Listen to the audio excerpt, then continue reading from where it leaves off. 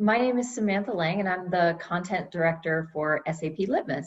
We were looking to make the connection between training and customer experience, and to have someone help us tell the story of how does training, whether you're training front of house people, sales, service, support, or even people behind the scenes, how does training affect your customer experience? And after doing a quite a bit of research, and that was research that I personally did, and interviewing people, interviewing various CX experts out there, we landed on Jeannie, and we struck gold.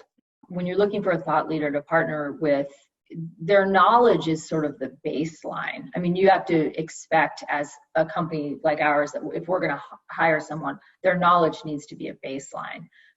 Beyond that, there are sort of the maybe what you would consider intangibles, the things like how easy is this person to work with? How willing is this person, to, again, collaborate with us and be creative and be innovative as we figure out what is the next project. There are plenty of experts out there who they just want to come in and do their talk.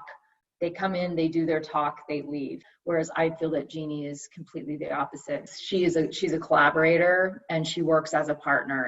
Again, she's not the person that just comes in and does the webinar and walks away, or comes in with her presentation and doesn't take any feedback, or doesn't consider what the business goals are of the company that she's working with. I mean, we've worked in collaboration where she wants to understand our goals too, and she's just also a pleasure to work with, extremely flexible, and just has had just a wonderful ability to work with everyone. Jeannie and I had some awesome conversations with people at our last big SAP conference in person. I can't remember, it was probably 2 years ago, but Jeannie did a talk in person for us, and the L&D people were like lining up to talk to her after her presentation, because the bells were going out, the lights were coming on.